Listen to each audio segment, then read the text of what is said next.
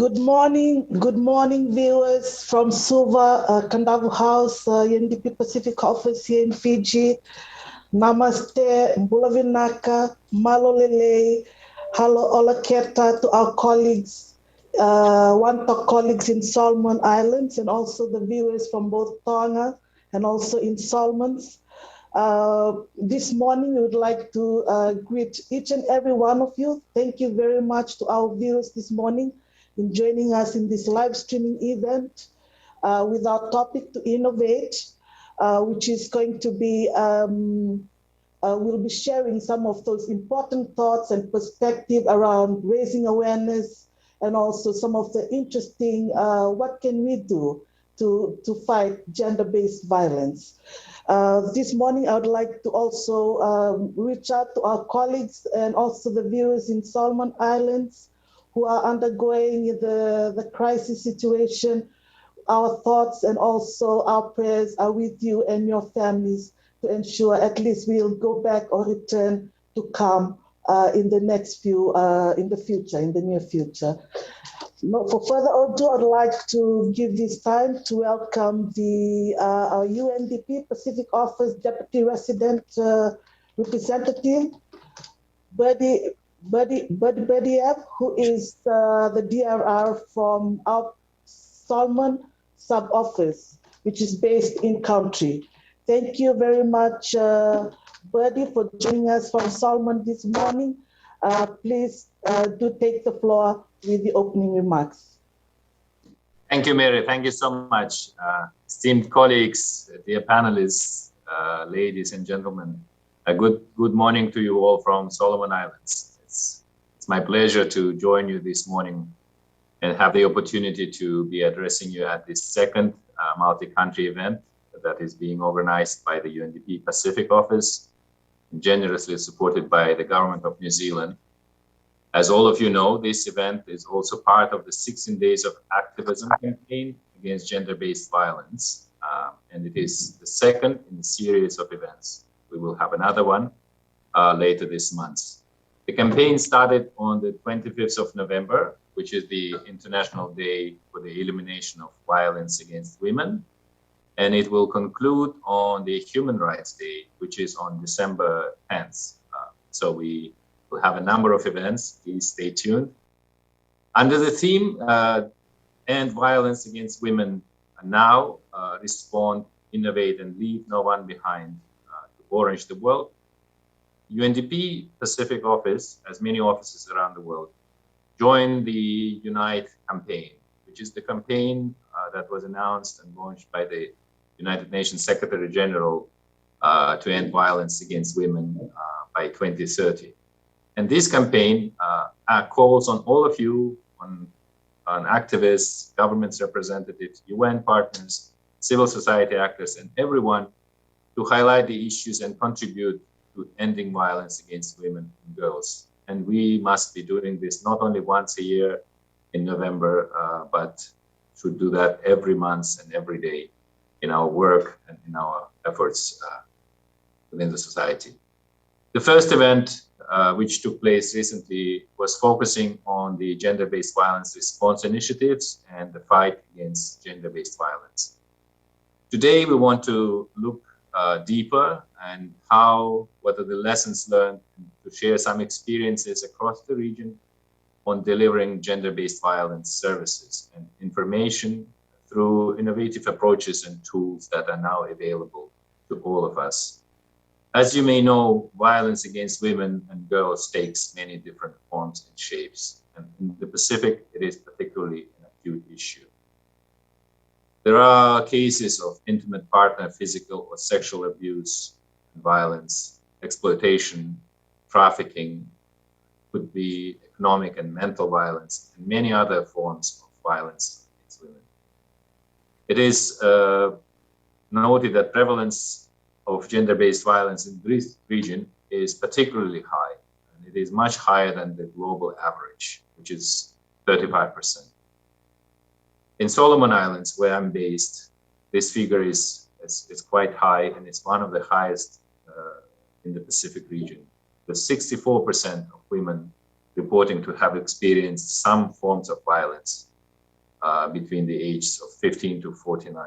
And as I said, there are different forms of violence that it can take. Unfortunately, during the times of crisis, this issue becomes even more serious. As the COVID situation demonstrates, and the data that shows the gender inequalities, the societal gaps, and also violence has increased. And there are also disparities that are becoming evident. One of such disparities is access to technology, to information. Around the world, information and access to healthcare, for instance, largely have now moved online during the lockdowns, during the restrictions.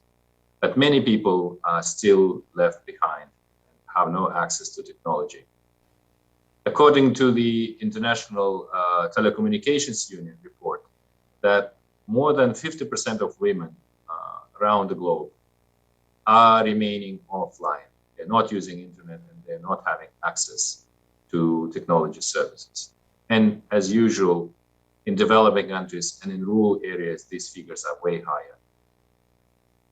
To address violence against women, it is necessary to ensure that all our interventions are grounded in a gender transformative and most importantly, survivor-centered approach that all stakeholders should use in their interventions to prevent and stop violence against women. UNDP has been using this approach in its work and is continuing to fine-tune and sharpen its tools that it has. For example, the Tonga Family Protection Legal Aid Center, in partnership with UNDP, has built an online platform that enables domestic violence victims and survivors access legal aid information services, and most importantly, also report on such cases. I'm extremely pleased and also happy that the Solomon Islands participants are also joining today from the Dreamcast Theater. These are our partners, and together with us and UN Women, they've been very active in raising public awareness on the issue of gender-based violence and overall gender empowerment. In Fiji, in Solomons, and in Vanuatu, the joint project called Markets for Change also contributes to women's empowerment through economic literacy, through economic initiatives, and it promotes inclusivity and non-discrimination. There are many, many other examples of our work to empower women and to stop violence in this region. But before I conclude, I would like to again highlight the importance of everyone engaging in this important matter, and also importantly to bring men champions to speak and to take actions against this malaise that plagues the region.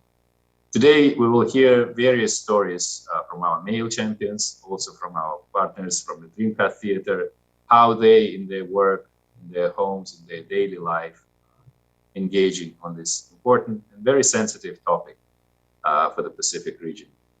But it is important to end violence and to also start changing the culture of non-punity in matters such as gender-based violence. In conclusion, allow me to again thank all the participants and call on all of you to continue your important awareness advocacy efforts and share your knowledge, share your experiences and good practices and also bad practices that you have witnessed in the fight against gender-based violence. And again, I would like to all of you to welcome to today's event and wish you a very productive and engaging conversation today, this morning. Thank you very much. Thank you for your attention.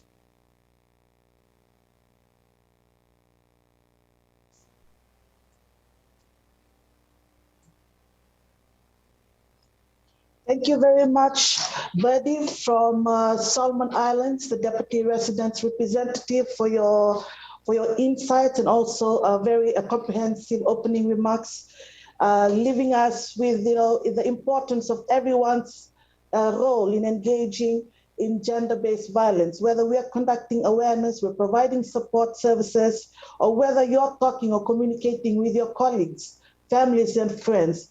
Please do continue to do this effort, because this fight is, of course, it's valuable, it's an investment, it's for the betterment of each and every one of us, whether we are male and female, girls and boys, for a peaceful community. Thank you very much, Birdie. Our next session is on adaptation and innovation. I will be hearing new approaches for delivering gender-based violence services and information across our Pacific Islands. We have here with us this morning representative from Tonga GBV Response Platform, representing our Tonga Family Protection Legal Aid Clinic, Ms. Fitilangi Faununu Malolele, and the floor is yours. Thank you.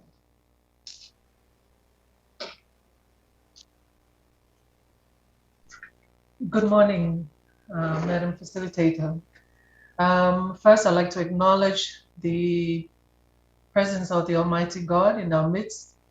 We're acknowledging our Honorable Minister, Sami Waipulu, Minister for Justice in Tonga, our CEO, Mrs. Demaleti Manakovi Pahulu. Special acknowledgement of the Mr. Levan Godse, UNDP resident representative, the panelists from the region, and also the UNDP team that we worked very closely with, Remai and her team, Fiji TV, Michaela, and all the facilitators for coordinating this event, and ladies and gentlemen. Grateful for the opportunity to be part of this panel. Because of timing, so I'll get right into it. Just an overview, just to give some context about the Family Protection Legal Aid Center. So the refer to it in short as FPLAC or FPLAC.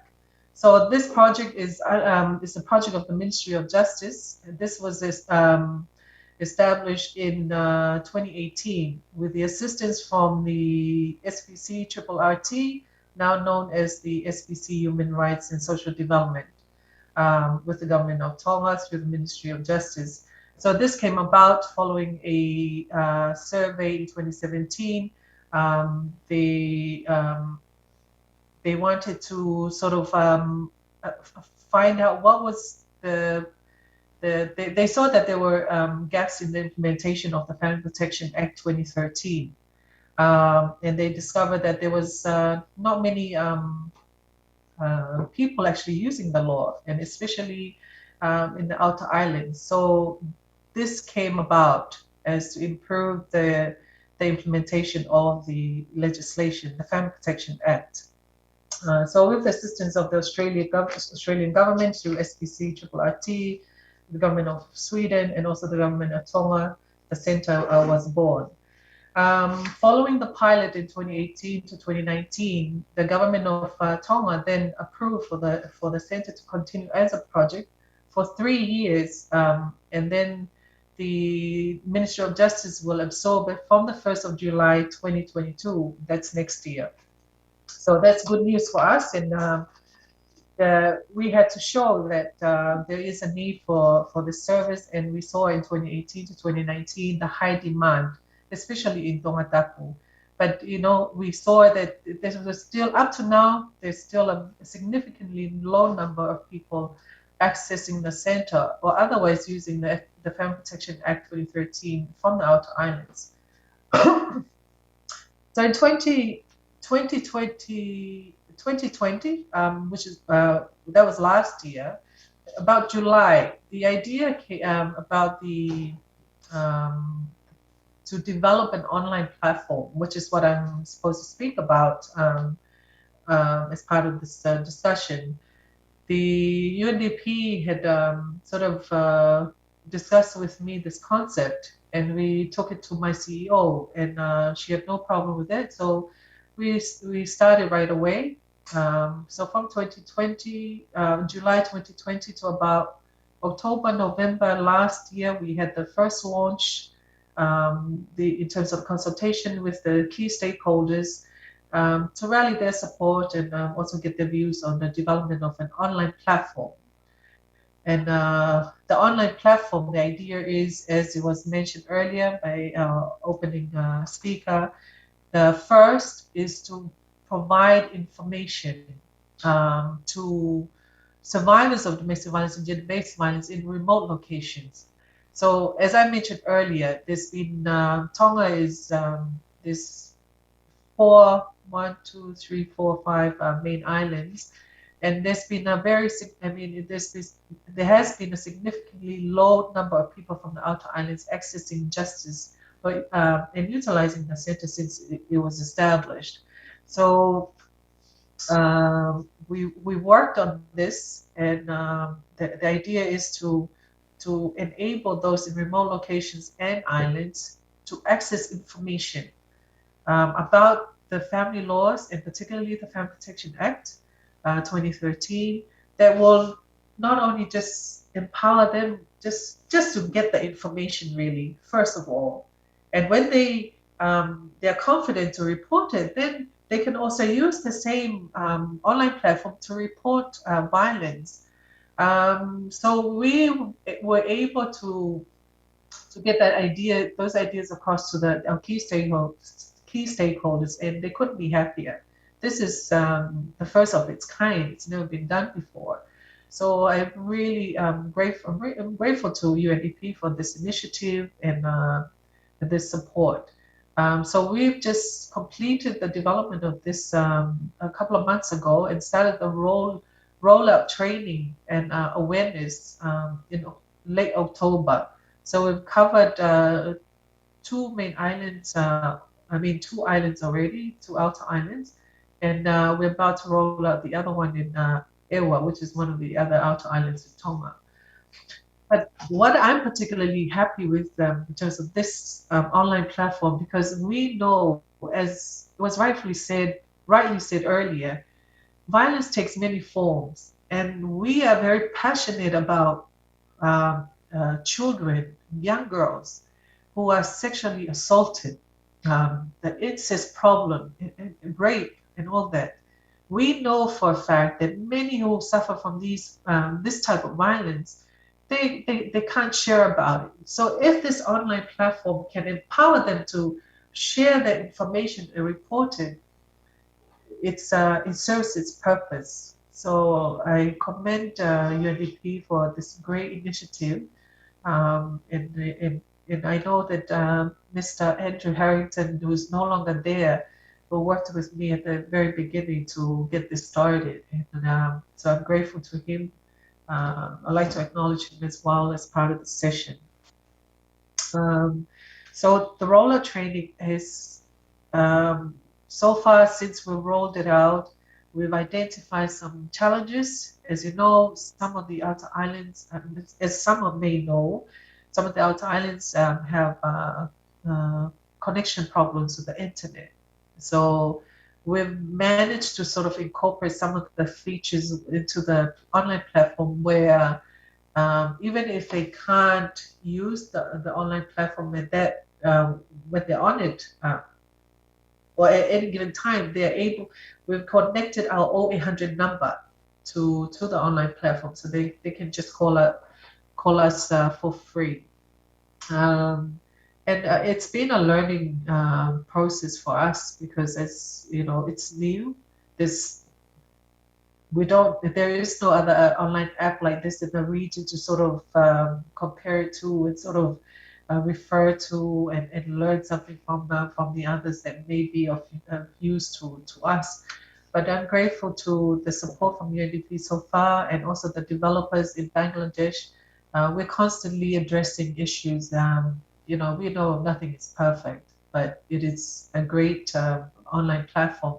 The fact that survivors can go online and get a whole list of information, the relevant laws, we've summarized it and it's translated to Tongan as well.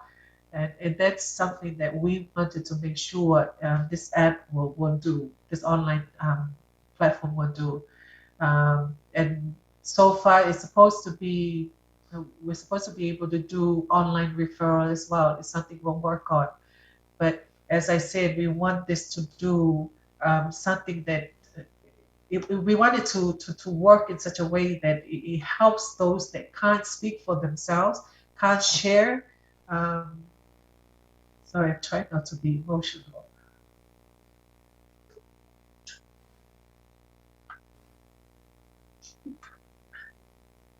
Sorry. It's not an easy job um, working in this area. So I got to thank UNDP for this initiative because it's we feel it will uh, address a lot of things that it will help many, if I can just put it that way. One of the things that um, we find challenging is the work with children, women with children. It's we're grateful to our key partners in Tonga who have been very um, cooperative and collaborative in terms of ensuring that we can provide uh, a comprehensive response to children.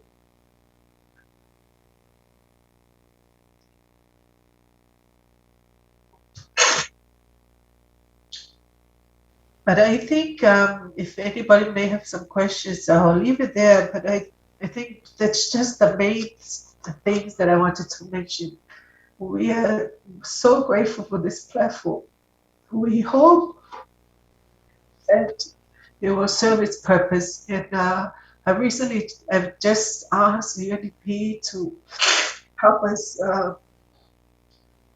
to assist us with more funding to train our IT personnel so that they can then maintain the online platform long term, because the developers are from Bangladesh and we don't have the capacity yet to be able to maintain this online platform. So we're grateful to UNDP for approving that extension for the next 6 months, and we hope that we can continue to build this to become that will have more features that will help those, especially in the remote locations. Because even when we did the rollout, we had a lot of cases that were reported to us, and the minimum staff that we have at the moment, it is a challenge. So because it's the only office that we have that services the rest of Tonga, and we're grateful to UN Women that has come through to establish an office in Mabau, which is one of the islands that has a bigger population than the rest of the other outer islands. So that will sort of complement this initiative in terms of the online platform, that the people of Mabau, particularly the survivors, they'll be able to not only report online from the other smaller islands, I mean smaller islands around those big groups of big islands, but they will have the office right there. They can provide that service to them. Yeah, so I would like to acknowledge UN Women.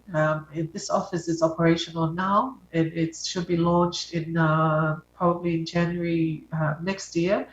We just have a little delay due to uh, some of the issues we need to address, and also the UK, the British High Commission office in Tonga. They've been kind enough to support this the renovations for this office. So, like, why I'm mentioning this is important because the online platform is there, but it will complement having the office in Mabau as well complements this online platform, because those who will be able to report and will be able to just come and visit the office physically to get more help if they need to, because communications with the outer islands is very challenging, and it's something that we identified since 2018. So I think I'll leave it there in case I go over my time. Thank you. Thank you very much, Ms. Anunu. Virtual hug from our end.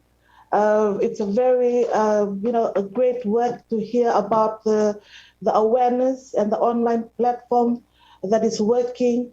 not only that it's working, but it's actually reaching out to the remoteness, to the community, and also it's also a giving voice to to our community members that needed to be heard. And I think so that is very important, and it's also important to hear about the critical work that has been done, put into place. Survivors are now accessing information remotely. The laws are translated into the Tongan dialect or language. So now the access to information is much more clearer than ever before. And that is something that we see that in partnership, working in partnership with all of you is crucial at this stage in raising and scaling awareness and advocacy towards on fighting against gender-based violence. Thank you very much again for that. We'll hope to keep in touch. Colleagues and our viewers, thank you very much for tuning in again this morning from Fiji. Our next panelist is Mr. Neil Nuia and Ms. Samantha, representing Solomon Islands Dreamcast Theatre. Thank you very much, Mr. Neil and Ms. Samantha. Over to you. Good morning, everyone. My name is Neil Nuia. And my name is Samantha Nunara. And we're both from Solomon Islands. We represent Dreamcast. Today we're going to be speaking about our model, how it is innovative. But I'd like to say thank you to Mas or Tage Tumas Lo Fitilangi for sharing that. We do share that experience with you, and then we appreciate that. That is why I'm wearing this as well. So Tage Tumas Fitilangi. So Dreamcast is a youth-led art organization based in Solomon Islands, and we are made up of artist collective. So we have filmmakers, photographers, poets, and you can name all of those artists. And we do have an art hub that is based centralized in Honiara. We are definitely driven by passion. A lot of people know that. And our passion are driven by a participatory model. So we teach each other how to create art, regardless of whichever craft.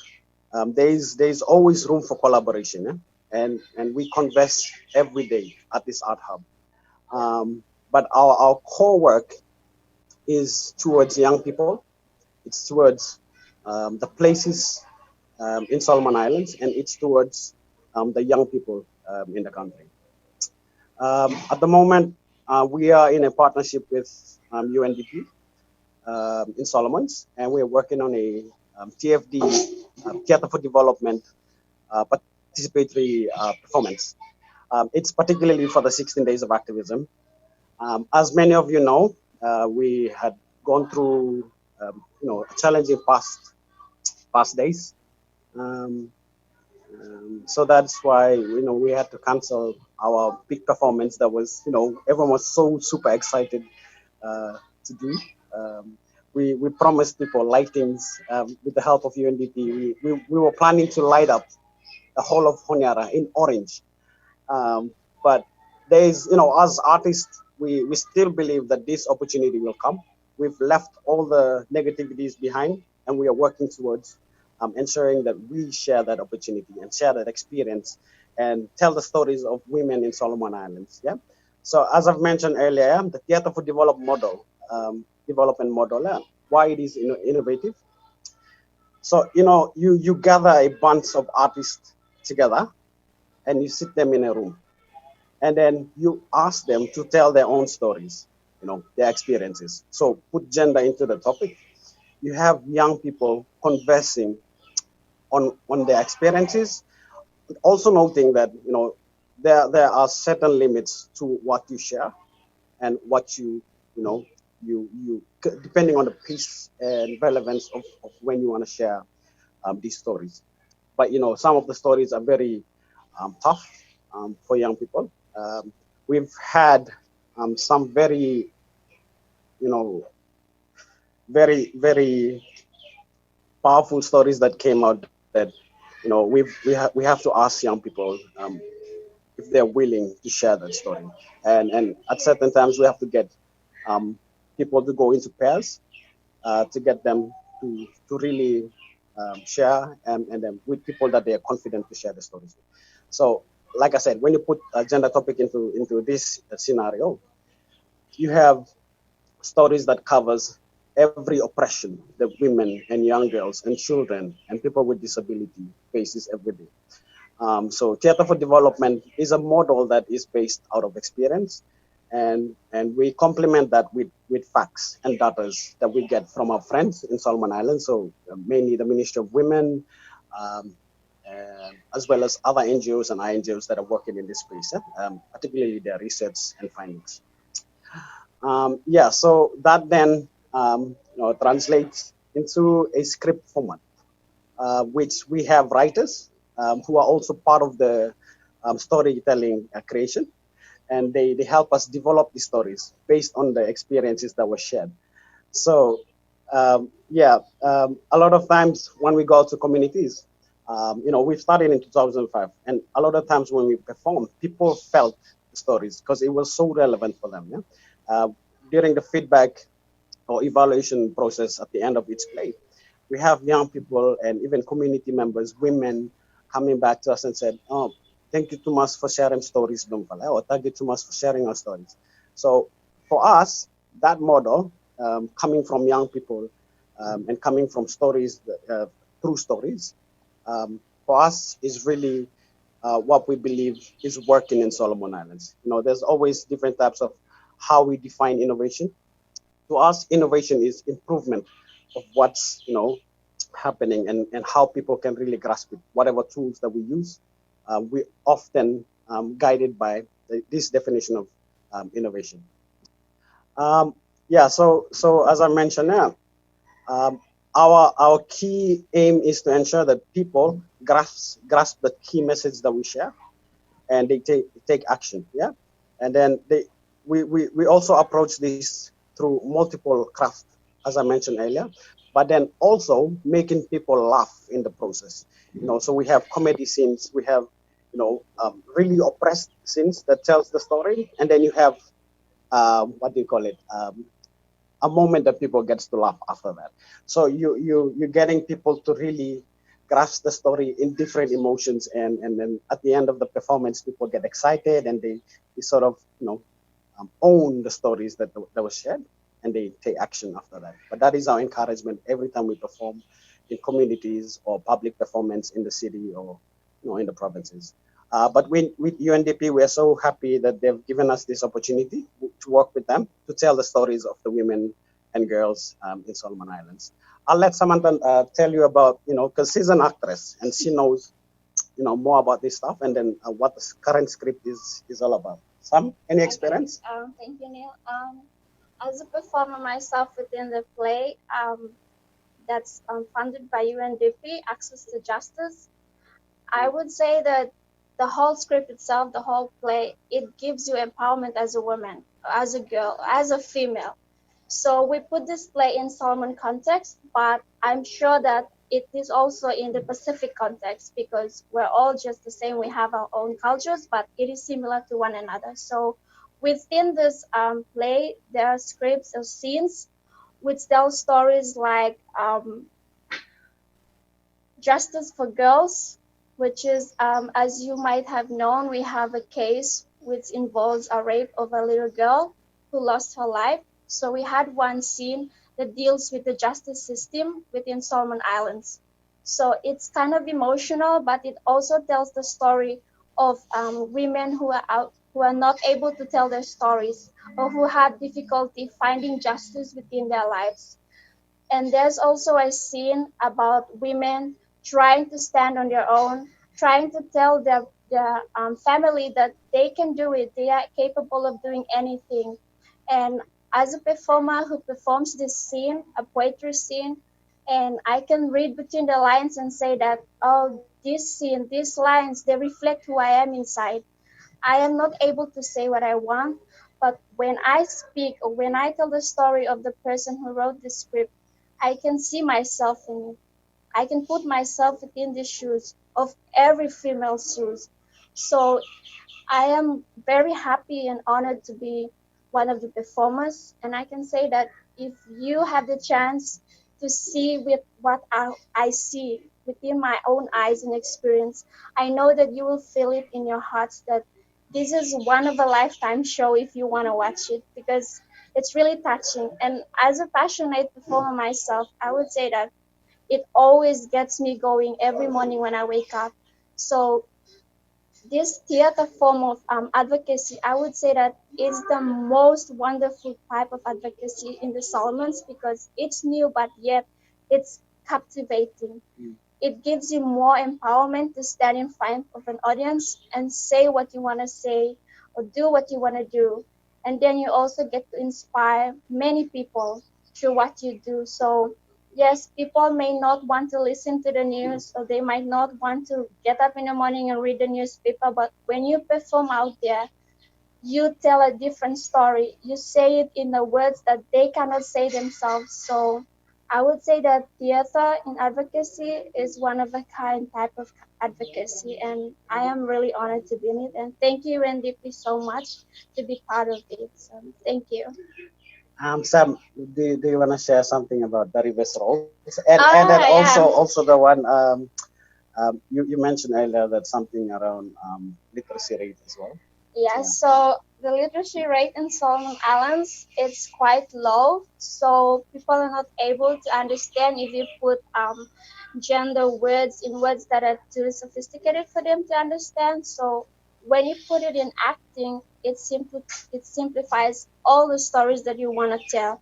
So people read, like they say, actions speak louder than words. So actions give the message to the audience or to the whole of the people in the country more than you putting up it in a paper, or because sometimes internet isn't available in some of the islands. So if we go out to the provinces and we perform, they get to see and know where to get justice just by seeing our performance. And with this scene about the reverse role, it's about a male taking the place of a female as a, we say, houseboy in the Solomons. It's more like a male having no job and just stayed at the house looking after the kids. And so we put it in the scene that the woman is actually the working type of women, and she gets to have a good job. She gets income for the family, and so she's like the boss of the house. So the male gets no say in whatever he wants to say. But in the Solomons, it's the opposite. Females are the ones who get to stay at home and do all the house chores.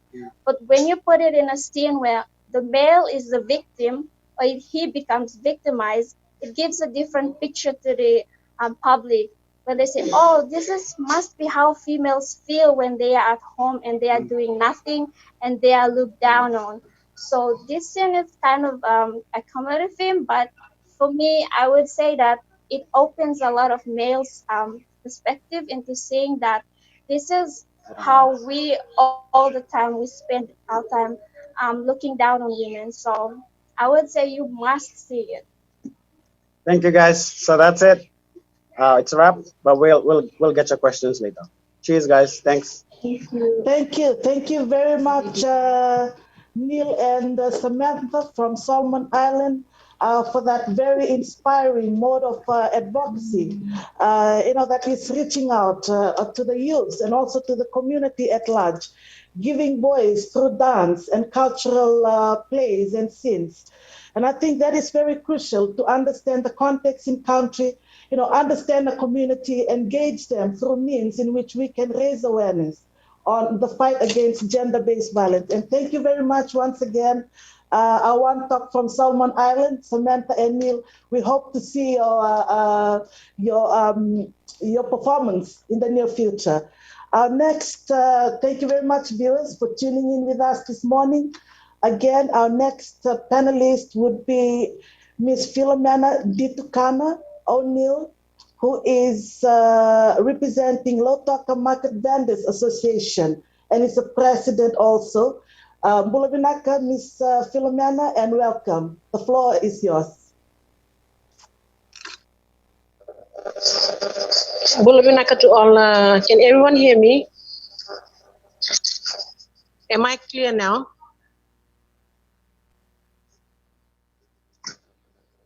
Good evening to everybody. This is from Lotoka Market.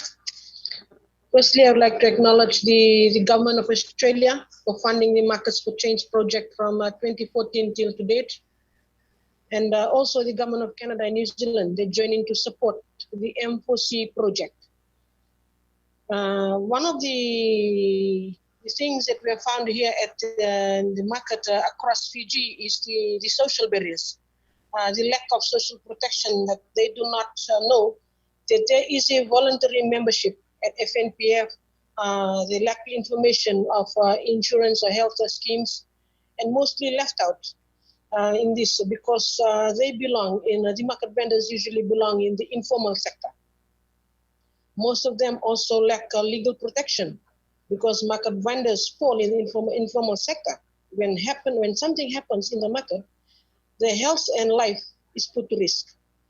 How can be they legally protected to know if something happens in the market, that they are legally protected or not? They are not consulted about changes that are made in their homes or in the communities or in the villages because of the health, the culture and tradition of our nation.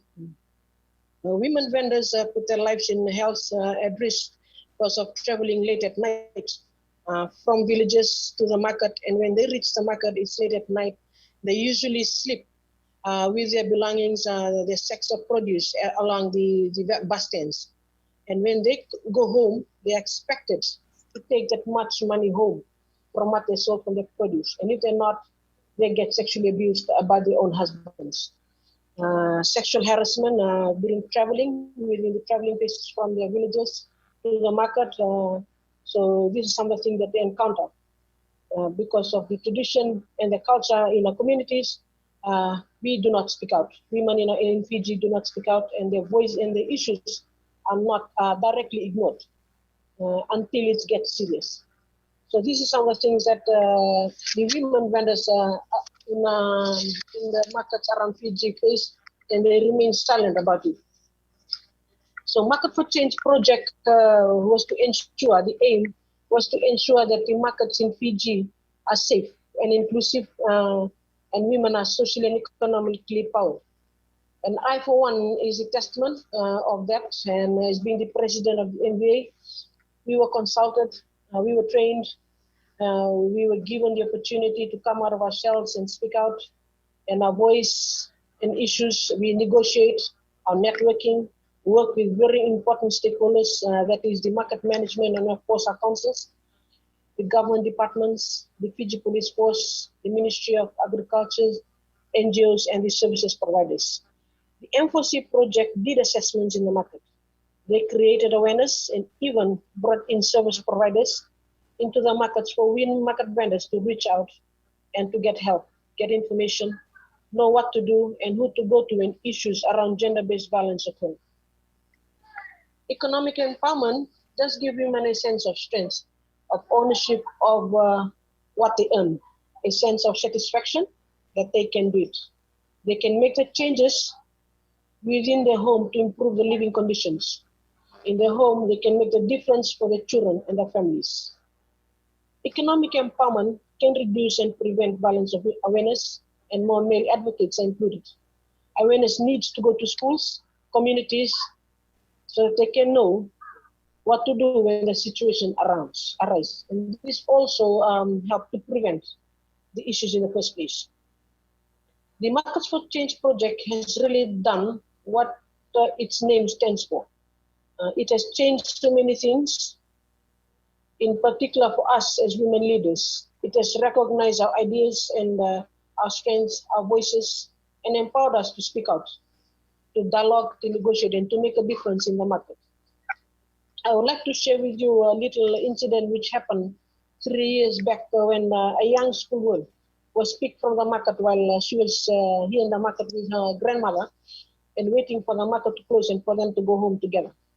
We had a gentleman who walked into the market and lured this little young girl with the lollipop, got the girl into the market, into her van, and took the girl and raped her in a sugarcane field further away from the market. So when this incident happened, the women vendors formed the crime prevention committee team to work with the police force for the safety of women in the market. And today, this team is being recognized and still stand. And moving towards securing a safe and secure market for many Ugandans. Of course, this has happened a few years back, and it has taught us many lessons. And I thank this platform and with the UNDP, but this should be an ongoing program for us, Ugandans and Women's Club, informal sectors, because this is where actually the gender-based violence occurs to young women and young girls because of the lack of information that we get, or the lack of the awareness that reaches us because of where we sit. If this has to be done, we need leaders of women in clubs and women like Market Vendors Association to be involved in these programs. It has to be ongoing. If this has to be lessened or it has to be prevented. The informal sectors in an area are the most affected one by the gender-based violence. And we do look forward that this platform, we will relook into this and have ongoing programs to involve these sectors, informal sectors, and of course the monitoring of these programs, which is very much important, that we can know that we are growing and coming out, and this violence against women and girls are prevented. Once again, I take this opportunity to thank the UNDP for bringing me into this platform and voicing out these concerns. I know it has been quite a tough time for us during this COVID-19, even for us women here in the informal sector and here in the markets. It has been very competitive, and of course, most of us are feeding extended families. Yeah? Our family members, our children have been left up from work. They are standing and sitting with us. So nevertheless, women have so much strength that we work so hard to keep food on the table for our children and for our other extended families. And this platform has given me a chance to raise my voice and what can be done to gender-based violence. And I do look forward to working with you and continue working in the years to come. Once again, a big winner for Bakali.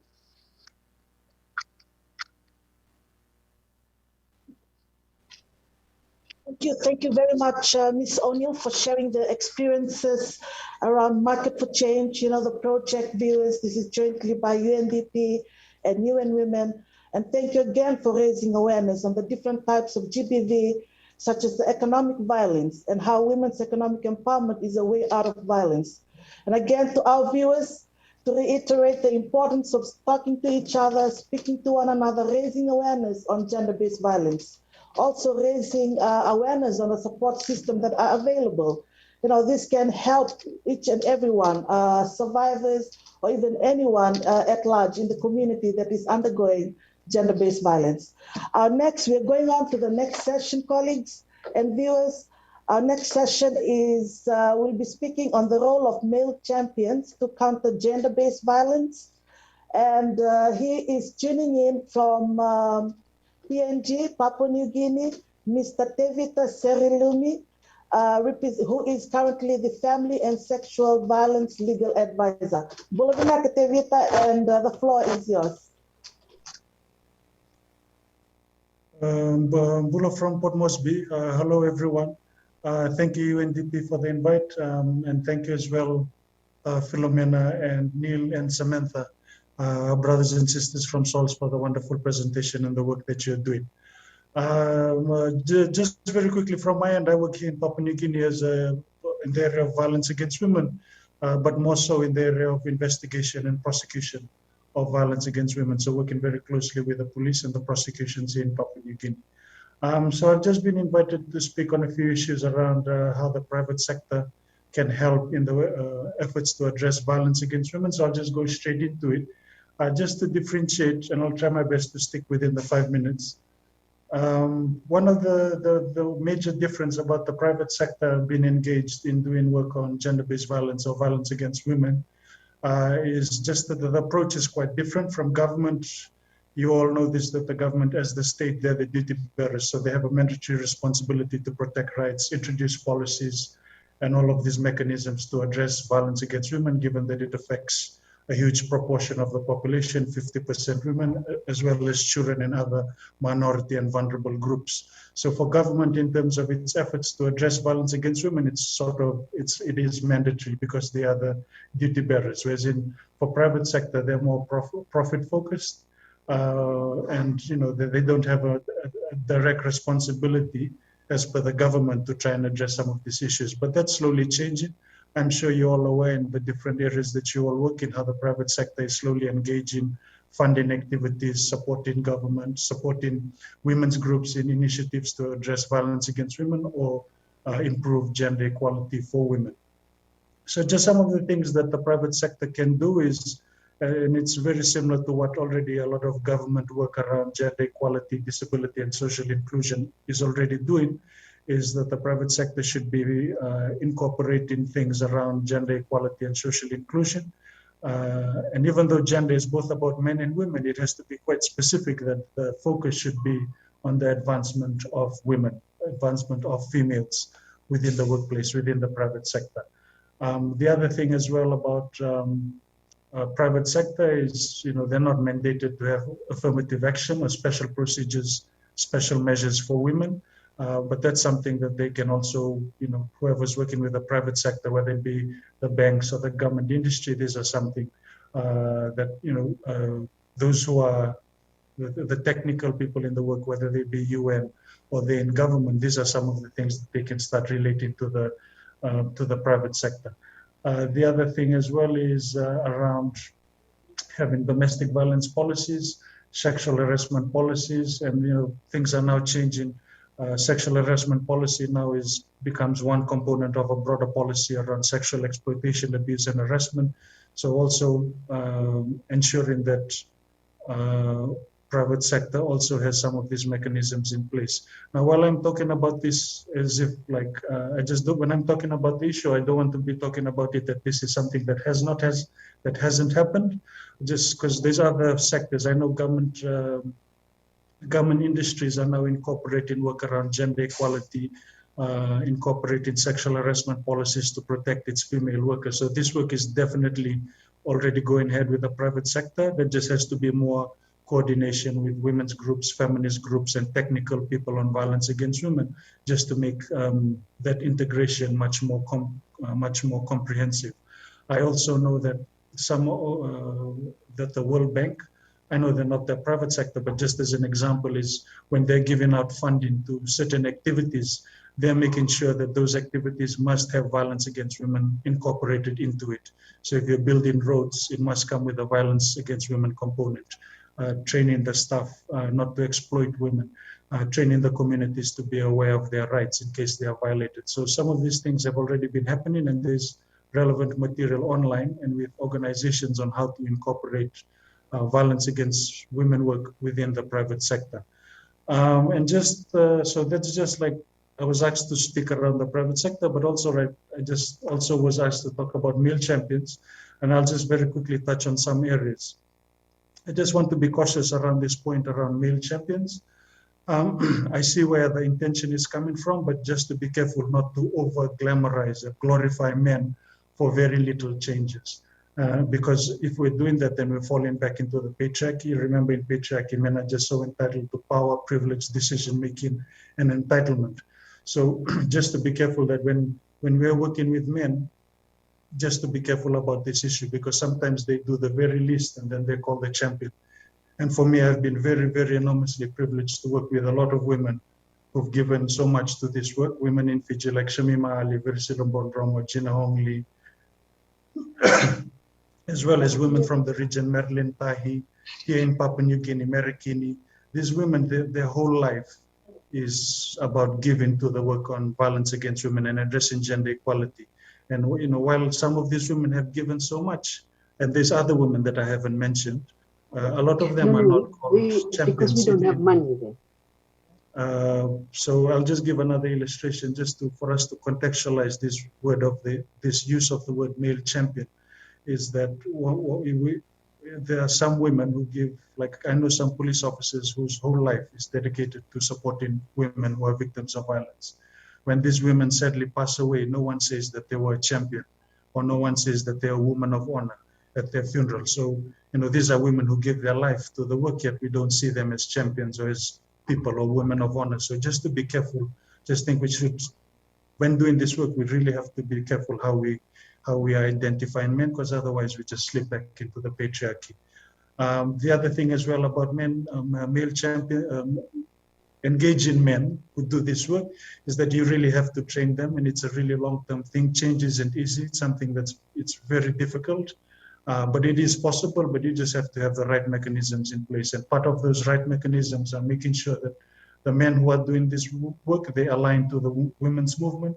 They are learning from the women's movement and taking directions from the women's movement, because a lot of times men who start doing this work just start going off on a tangent, and then when that happens, sooner or later they'll make a mistake. And there's a wealth of evidence to show around how men who are identified as champions often do something that's contrary to gender, contrary to violence against women. The other thing as well about men who are doing this work, just very quickly, is just men who do this work really have to align to feminist principles. There is no like, oh, I support women's rights and end violence against women, but I'm not a feminist, or I don't support feminist principles. I believe men who do this work have to be grounded by feminist principles and have to have no shame whatsoever in being related to or associated with the word feminism or women's groups or women's empowerment or women's human rights, and all of that. And just the last thing as well is, for the men who do this work in the Pacific, like a lot of times you always learn it from the outside, Australia, New Zealand. Just the last thing I wanted to say very quickly is, for the Pacific, we don't have to learn so much from the outside, because we have so much, the wealth of engaging men, working with men is so rich in the Pacific, and we should utilize what we have here in the Pacific, as well as learn from the amazing women in the Pacific, women leaders who have done this work, and will continue to put us in the right direction as men if we want to support and engage this work. Thank you very much. Sorry for talking. I try to keep within 5 minutes. Thank you very much, David Tserlumi, for sharing insight on what private sector can do. One of the important, just to reiterate, domestic violence and sexual harassment policy is one way that can be, a mechanism that can be established for private sector to support the work against gender-based violence. The next panelist is Mr. Lester Kisina, who will be representing UN Women. Welcome, Mr. Kisina. Hi, everybody. Hi.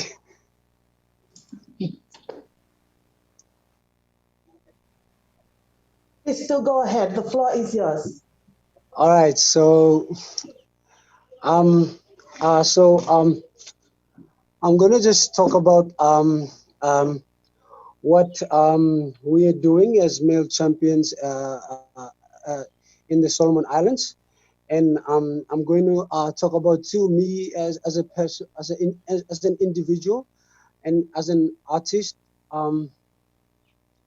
who is using the talents and the art to help with help with this fight, like what we are standing for. So basically, what we are doing here in this hub is like our thing is me as a male advocate. I think it's really important to engage a lot of youths in this male champion thing, because I think the youth are the people that I think that's really need this kind of like training, or the understanding that we have and that we are gaining from this type of training. And like because I believe that the youths are the most vulnerable people, and like they could be the perpetrators, or they could be anyone that could commit any of these things. So I think working with them and trying to use whatever I do to have to reach out to these youths is that's my part as a male advocate. So my part as a male advocate is to reach out to these youth, especially with my art, because I am an artist and I have 10,000 followers on Facebook and a few on Instagram and on social media. So like my reach, my target audience is the youth, and like using music to to help with this campaign. So what I do is like we get youth, like for me personally, I do training with youth. Like I take them, I do workshops where I teach them how to properly write songs, and I teach them why it is important to use your music to use it to raise your voice and raise your concerns about issues that are affecting women in our country. So because I believe that like entertainment plays a big part in demoralizing women. You know what I mean? Like music is like some of this music out there is objectifying women. It's like using only singing about the body parts of women, like singing. So I think in my opinion, like I strongly believe that music plays like a big part in influencing people to think that women is this, women should be just like this and like that, and so even in other forms of entertainment, but in my forms of, in my form of entertainment, I believe that like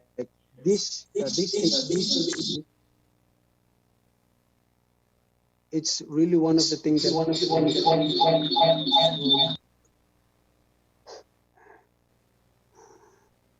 hello, can y'all still hear me? Excuse me. Yes, we can hear you, Neil. Thank you.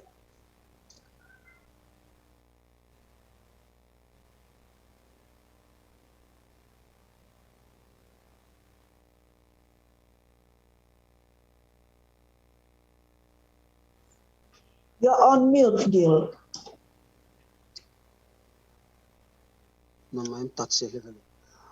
All right, can I go on, or is that enough? I think that's great, Neil, and thank you very much, Wantok. Very important message here from Neil, Solomon Islands, who is one of the young women male champion. The importance of music. He is also a composer in songs, and he uses music to raise awareness on the fight against GBV. The importance of engaging youth in this journey to fight against GBV. Thank you very much, our colleagues Neil and Awantok. I'd like to also have a few questions from our viewers publicly. We have received questions directed to if Mr. Fitilangi or Miss Fitilangi. Can you please? This is the question for you. The question is, how do you ensure communities are aware of the services provided by FPLAC or FPLAC? Thank you for the question. So since we started, we've gone on the social media, the radio, TV programs. We've gone out to the communities as well. We've gone out we started going out with the circuits to the outer islands, the magistrate court, because some of the islands don't have resident magistrates. So we've gone out with them, the court circuits as well. So and we partner up with other key partners to ensure that we can use the same platform and be more coordinated in terms of our awareness, particularly with the awareness on the Family Protection Act 2013. And that's how we ensure that it was quite extensive since 2018. Up to now, we still try to reach out as much as we can through different modes, including SMS text messages. We've done that as well, so that people get aware of the service. Surprisingly, there's still a lot of people who claim that they don't know about the service, but I must say, and I'm quite happy, I'm pleased to say that I think there's quite a lot of the local Tongans are aware of the center and its existence. And we hope to do the same for the Baba office once it's launched. So I hope that answers the question. Thank you very much, Ms. Fitilangi. The next question is for Tevita Serlumi. The question is, what do you think we all should do more to involve men as allies in our work every day? I think just building on from what the women's movement have already been doing, so working with men and boys in the community, but there's specific ways to work with men and boys. And I think the Crisis Center have set the foundation to that, but as well as I think the UN Women as well, together with the Crisis Center, they've come out with certain principles around how do you engage with men and boys. So that document is available on the UN Women website, on the FWCC website. So those are just things, but to answer the question around addressing the work with how to involve more men and boys, it's such a complicated, and there's so much issues that have to go in that, because it's about how you go into the communities, how do you work with boys, how do you address hypermasculinity. It's something very difficult to address if you don't have a comprehensive approach. And I guess in the Pacific, the best way we can do about it is just through how all of the programs, those are the people who have spoken, you just have to start engaging men and boys at like small areas where you can influence.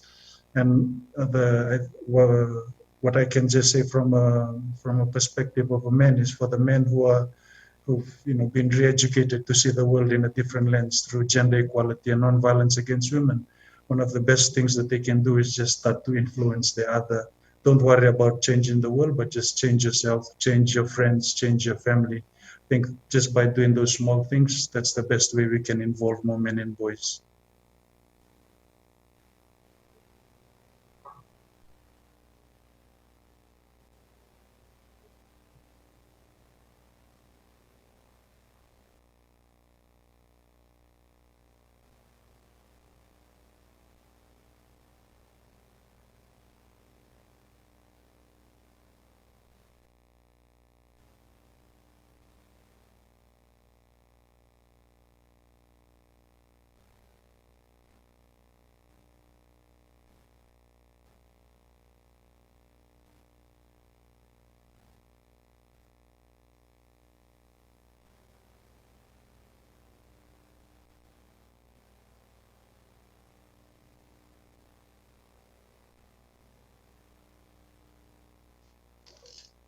Apology for that, colleagues. I hope you can hear me now. Okay, great. For no further ado, I'd like to just give this time to Ms. Josephine Kanduri, who is the UNDP Sub-Regional Gender Specialist, supporting our country officers here in Fiji, Samoa, PNG, and Timor-Leste. The floor is yours, Josephine, for closing remarks. Thank you. Thank you so much. Thank you all the panelists. Thank you the viewers. Thank you the facilitator. Quick one, innovation is really necessary to achieve gender equality. And we've seen that there's really been a slow progress for achieving gender equality, given due to the challenges in addressing the structural root causes of inequality, social norms and legal discrimination, and low levels of political participation. And the cost of GBV is really very high. And so violence against women and girls impede their active participation in society, limits access to education and economic empowerment, and hinders their efforts to achieve gender equality broadly. So therefore, it is very important to identify specific innovations that can be used to transform this widespread violence against women in this situation where we have been constrained with the COVID-19 pandemic, where inequalities have really been exposed, and there's rising cases of GBV. And so finding solutions through innovative ways to address the root causes of gender GBV is very, very important. And therefore, tonight, today we listen to very powerful innovations that are happening in the Pacific. We listen from the Legal Aid, where it's an online platform where the survivors of GBV have been able to access information on the family protection laws and laws again around GBV in the country, but also they've been able to access to justice. But this platform has also been used by them to report cases of GBV where they're not able to report individually and maybe fair to report directly to their leaders. And also the platform, they're also planning to have referrals online in future. So this platform has been very, really innovative to support the country. And we heard clearly from the justice sector that this has been one of the innovative processes for the country to see changes in GBV prevention and response. We're also privileged to listen from the Dreamcast on issues of using art and drama and theater. And they have shared powerful to us how this has really changed ways of community awareness raising, where this drama gives the realities of life in the communities. When they are doing their plays, the women feel the realities and change or feel that they are part of this drama play. And this has really transformed them, and they've been able to communicate, especially to communities that do not have access to information online or newspaper, or do not actually listen to these informations. And so given that drama gives them very clear community messages on GBV prevention and response, and it's really an innovative process. And also we were privileged to listen to the Market Change project that has really empowered women in Fiji, in Vanuatu, Solomon Islands, to be able to access information. And also it's given them space to communicate and take center stage in the market space, where they were in the formal sector, but they've been able to recognize some of them as leaders in the market. And also this has empowered them economically to be able to make changes in their own homes, but also help act as a support group to help survivors of GBV and do referral cases. They shared a powerful message whereby they're able to help a survivor of GBV access justice. And also tonight we are able to also listen to the role of the private sector as an innovative way of solving GBV. And it for them is really very key to start to have to domesticate the policies of GBV, domestic violence cases, sexual harassment policies, but above all, coordinate with women groups and government to strengthen their work around GBV, and also ensure that they work with the male champions to be able to fight GBV in the communities. We're able to listen to the male champion, the youth male champion that shared the use of art and music that they're using through social media to empower the youth to be able to prevent GBV and actually building their capacities to be able to say no to violence against women and not objectifies women in public as they're doing their music, but rather use music to change the way people look at women to be able to reduce violence against them. And so innovation is really a very key entry form for impact on GBV, and therefore there is really need to further have investment and evaluation and consider inclusive solutions that take into account digital divides across board. We encourage learning from and refining these approaches that has been shared today and scaling it in an ethical and effective manner. We also invite you all to help to grow this body of knowledge by sharing these innovative approaches with every other person to be able to address the complex challenges of GBV. We want to all call you to join hands with government, UN agencies, development partners, civil society, private sector, grassroots organization, women, men in the communities to fight GBV and adopt innovative ways of GBV prevention and response. Social name change through innovation is crucial in the fight of GBV. All the women and girls in Pacific deserve to live a life free of violence. I wish to thank all the panelists, the government representatives, UN representatives, civil societies, ladies and gentlemen, that have joined today in the event through the Facebook Zoom link. We thank you for all the questions and making this event very engaging. I thank you.